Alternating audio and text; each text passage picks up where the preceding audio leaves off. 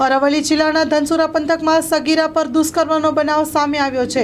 હેવાના તત્વોએ સગીરા પર ગુજાર્યો બળાત્કાર। ધનસુરા પંથકની 16 વર્ષીય સગીરા પર પથિક ઠાકોર નામનો શખ્સે આચર્યું દુષ્કર્મ।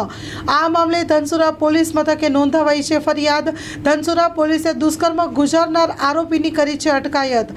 ધનસુરા સામૂહિક આરોગ્ય કેન્દ્ર ખાતે ભોગ બનનાર અને આરોપીનું મેડિકલ પરીક્ષણ કરાયું છે। સમગ્ર મામલે પોલીસે વધુ તપાસ હાથ ધરી છે।